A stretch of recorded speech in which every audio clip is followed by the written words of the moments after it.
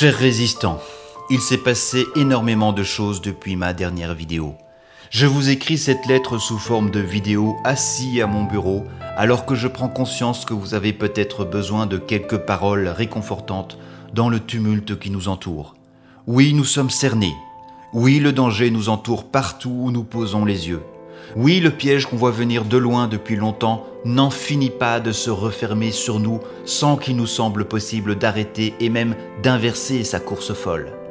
Et comme si ça ne suffisait pas, beaucoup de gens autour de nous, majoritairement picousés, pensent que le gros de la crise est derrière nous et s'imaginent que, grâce à la picouse, le monde pourra reprendre son rythme fou comme si de rien n'était.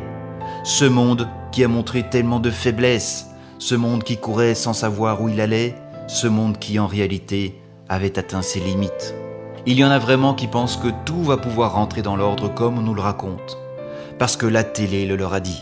Les plus perspicaces sentent confusément qu'il y a quelque chose qui cloche, parfois même ils ont l'impression d'avoir été bernés. Et puis il y a nous, il y a vous, qui avez ouvert les yeux depuis plus ou moins longtemps en fonction de chacun, qui avez écouté les voix discordantes dans le paysage uniforme de la pensée de la peur, qui avez repris possession de votre cerveau et de votre autonomie, qui avez tissé des liens entre vous, qui avez parlé avec douceur et bienveillance à vos alter-ego, qui avez déjoué les pièges qu'on vous a tendus depuis des mois, qui avez distillé dans les manifestations la bonne humeur que tout le monde devrait chérir au fond de son cœur, qui avez soutenu toutes les personnes qui se sont battues au front, à visage découvert ou non, vous qui avez encouragé dans les commentaires ceux qui tentent d'apporter de la lumière là où les ténèbres tentent de s'immiscer.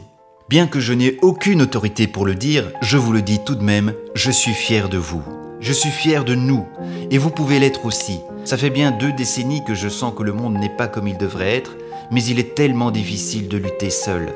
Ce que je vois aujourd'hui, ce sont des êtres humains qui rassemblent leurs forces comme une gigantesque vague qui ondule harmonieusement et qui, ensemble, se posent les mêmes questions, prennent de plus en plus leur autonomie et commencent à construire les bases d'un monde parallèle qui, probablement, je l'espère, sera celui de demain. Mais je ne vais pas vous mentir, chers résistants, le combat ne fait que commencer. Le déclin est rapide alors que l'ascension est lente et difficile. Dire non, c'est une chose, proposer une alternative meilleure et l'imposer, c'en est une autre. Le chantier est colossal. Ce qui me rassure, c'est que le bon sens et les bonnes idées sont innombrables parmi vous. Depuis que je fais ces vidéos, je voulais vous donner de l'espoir, mais aujourd'hui, c'est vous-même qui me donnez de l'espoir. Continuez dans cette direction. Tournez résolument le dos au mal et ayez foi en la flamme qui brille en chacun de vous et qui vous indique ce qu'il y a de bon et de bien à faire dans ce monde. Chaque bonne volonté est utile. Tout le monde peut agir à sa mesure. Tenez bon dans l'adversité et jusqu'au bout. Vous le savez, depuis ce 15 septembre, l'absurdité a franchi un nouveau pas dans le surréalisme. Non seulement les soignants qui ont gardé un cerveau intègre sont forcés, parfois physiquement, à quitter leur emploi, mais en plus des milliers de plaintes visant à dénoncer les effets secondaires des picouzes et du masque sont classées sans suite par le pouvoir judiciaire. Circuler, il n'y a rien à voir. Oui, il me paraît normal que de plus en plus de monde se méfie des gens au pouvoir. Vous sentez bien qu'ils se servent d'abord avant de servir le peuple. On est arrivé au bout du système démocratique. Que ce soit aux États-Unis ou en Europe, le système ne fonctionne plus. Il déraille de plus en plus et ça commence à se voir de mieux en mieux. La situation est difficile et pourtant rien n'a fondamentalement changé depuis les dernières vidéos que j'ai faites. Aux États-Unis, le plan suit son cours et a l'air de très bien se dérouler. Le bidon est sur un siège éjectable, on commence à parler de décertification des élections et les démocrates sont aussi fragiles que leurs représentants au sommet de l'État. D'après notre informateur secret qui porte le numéro 17, plusieurs films vont se jouer en même temps, ce qui veut dire que lorsque les fraudes électorales seront devenues officielles, et on s'en approche pas mal, c'est un feu d'artifice auquel on assistera. A priori, ce feu d'artifice ne sera pas un moment particulièrement agréable à passer, mais une fois qu'on aura passé le cap, c'est un nouveau paysage qui s'offrira à nos yeux, ou, si vous préférez, un nouveau paradigme qu'il faudra apprivoiser. Une autre manière de le dire, c'est qu'il n'y a pas fondamentalement de nouveauté depuis la vidéo où je vous parlais du précipice devant lequel nous allons probablement être amenés. Jusqu'à ce moment-là, la situation risque de se dégrader. Et à partir de ce moment-là, nous entrerons dans quelque chose de radicalement nouveau. Il y a quelque temps, je regardais la 61e vidéo de la Croix du Sud et à l'époque, comme maintenant, je partageais son sentiment. Je pense que les fondamentaux de la crise sont bien clairs et les nouvelles qu'on entend aujourd'hui ne remettent pas en question les analyses de fond déjà faites. On a tous bien compris que ceux qu'on a rangés dans la case complotiste avaient raison trop tôt. Reste à couper l'herbe sous le pied de l'ennemi dès que c'est possible.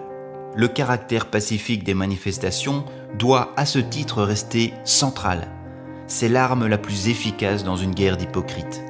Et ne soyons pas naïfs, le petit clan qui gouverne le pays a progressivement pris les traits d'un monstre aux allures de pervers narcissiques. Est-ce que vous voyez cette attitude dont je veux parler? Cette attitude qui dit « je fais mine de t'aider et en réalité je te tue à petit feu pour ma plus grande gloire personnelle ». C'est ça le pervers. Alors, ne nourrissons plus le monstre. Organisons notre propre monde et apprenons à faire des prises de judo à ce système. J'en ai mis un exemple récemment dans le groupe Telegram Fer et Velours que vous pouvez suivre, c'est en lien sous cette vidéo. Ce qui importe maintenant, c'est de gagner du temps, tenir le plus longtemps possible, glisser des pots de banane, ridiculiser l'ennemi tant que faire se peut, trouver des parades, se ressourcer auprès des personnes conscientes du problème, créer des problèmes entre guillemets en toute bonne foi au système qui veut notre peau. C'est ce genre de guerre dans laquelle on se débat. Guerre d'information, guerre des mots, guerre d'apparence, guerre de faux semblants, guerre d'espoir et de désespoir. En somme, c'est une guerre spirituelle. Une guerre dans laquelle il devient crucial de faire la distinction entre le bien et le mal pour sa propre vie. Une guerre dans laquelle, pour éviter les morts, il faut discerner où se cache le mal pour mieux choisir et rester fidèle au bien. N'oubliez pas que nos ennemis désirent la mort de notre libre arbitre. Leur idéal est un idéal qui tue la liberté et à terme qui tue l'âme et la vie dans ce qu'elle a de plus spontané. Leur idéal, c'est notre esclavage. Leur défaite, c'est notre autonomie, c'est notre liberté de penser, de communiquer, de grandir, d'espérer, de se réjouir. Leur défaite, c'est aussi notre résistance et notre persévérance. Alors, oui, peut-être que maintenant qu'ils ont fait le tri, ils vont s'attaquer dans quelque temps aux résistants. Peut-être qu'ils vont trouver une combine pour les atteindre eux, dans leur vie, dans leur intimité, dans leur volonté, dans leur idéal. Et si c'est le cas, je vous dis alors moi que c'est le moment de garder espoir. C'est le moment de répondre à la destruction par une force créative et constructive. C'est le moment de répondre à la perversion par l'ingéniosité. C'est le moment de répondre au mensonge par la vérité. C'est le moment de répondre à la haine par l'amour. Paix aux hommes de bonne volonté. N'ayez pas peur, car la peur vous paralyse. Rassemblez-vous entre résistants. Aidez-vous les uns les autres et formez des îlots de paix au milieu de la tempête. Il est possible que dans peu de temps, je sois amené à faire une autre vidéo parce que j'ai l'impression, en terminant celle-ci, que ça va commencer à bouger outre-Atlantique. Ce sont sans doute les prémices de la tempête qu'il faudra affronter cet automne. Et si vous voulez mon sentiment tout à fait personnel et subjectif, j'ai l'impression qu'à la Noël, nous aurons déjà franchi beaucoup d'obstacles. D'ici là, vous connaissez le mot d'ordre qui est plus que jamais d'actualité pour cette dernière ligne droite.